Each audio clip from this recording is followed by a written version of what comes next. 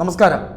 പ്രേമചന്ദ്രനും Shibu baby ജോണും കൂടി RSPയെ കൃത്യമായും BJPയുടെ തൊഴുത്തിൽ കെട്ടാനുള്ള പരിപാടിയുമായാണ് മുന്നോട്ട് പോകുന്നത്.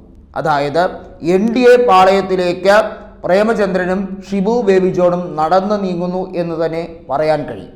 അതിന് ഉതകുന്ന കൃത്യമായ തെളിവുകൾ ഇപ്പോൾ പുറത്തു വന്നിരിക്കുകയാണ്. ഒന്നാമത്തെ കാര്യം, NK പ്രേമചന്ദ്രൻ അറിയാം, പ്രതിപക്ഷ MP ആയി നിന്നാൽ കാര്യമായി ഒന്നും തന്നെ ജീവിതത്തിൽ നേടാൻ കഴിയില്ല. അതായത് ഒരു MP എന്ന രീതിയിൽ അപ്പുറത്തേക്ക് ഒരു രീതിയിലും വളരാൻ കഴിയുന്നില്ല. ഒരു കേന്ദ്രമന്ത്രിയാവുക എന്ന സ്വപ്നവുമായാണ് NK പ്രേമചന്ദ്രൻ നടക്കുന്നത്. അതുമാത്രമല്ല, RSPക്ക് UDFിൻ്റെ ഭാഗമായി നിന്നതുകൊണ്ട് നഷ്ടം മാത്രമേ ഉണ്ടായിട്ടുള്ളൂ.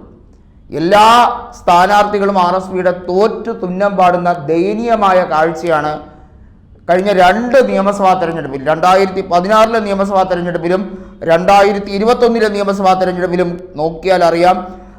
RSP എന്നത് സമ്പൂർണ്ണമായി ഒന്നുമല്ലാതെ നാമാവിശേഷമാകുന്ന ഒരു അവസ്ഥയിലാണ്.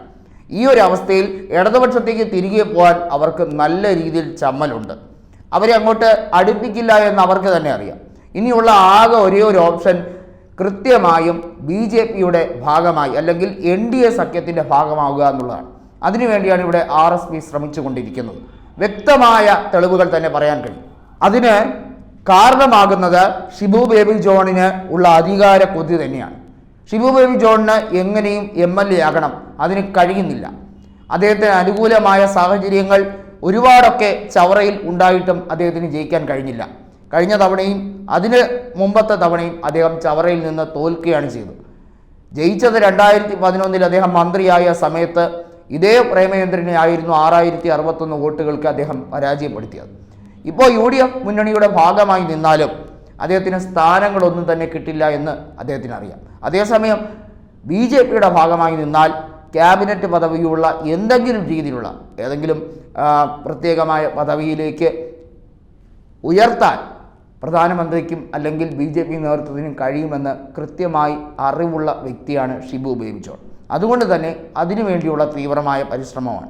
NK പ്രേമചന്ദ്രനെ സംബന്ധിച്ചിടത്തോളം എങ്ങനെയും കോൺഗ്രസ് പാളയത്തിൽ നിന്നും മോചിതനാകാൻ വേണ്ടി, എന്നാൽ കോൺഗ്രസ്സുകാരുടെ വോട്ടും വേണം, ആ ഒരു രീതിയാണ് NK പ്രേമചന്ദ്രൻ ചിന്തിക്കുന്നത്.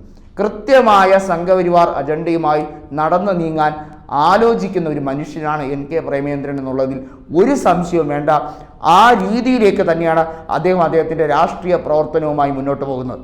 ഇത് കൊല്ലത്തുകാർ കൃത്യമായി മനസ്സിലാക്കിയാൽ നല്ലത് എന്ന് തന്നെയാണ് പറയേണ്ടത്. കാരണം കൊല്ലത്ത് അദ്ദേഹം തന്നെ പറയുകയാണ്, ഈ പറയുന്ന കലോത്സവ സമാപന സമയത്ത് അദ്ദേഹത്തിന് ഒരു സൈഡിൽ ഇരുത്തി കളഞ്ഞു.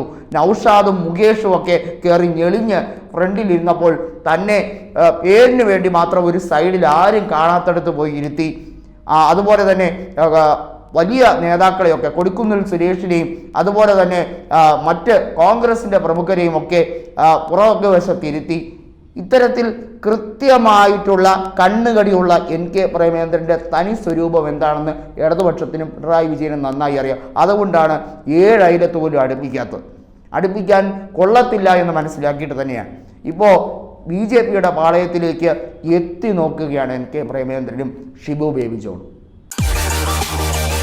കൂടുതൽ വാർത്തകൾക്കും വാർത്തകളിലെ വസ്തുതകൾക്കും ഈ ചാനൽ സബ്സ്ക്രൈബ് ചെയ്ത് ഫോളോ ചെയ്യുക.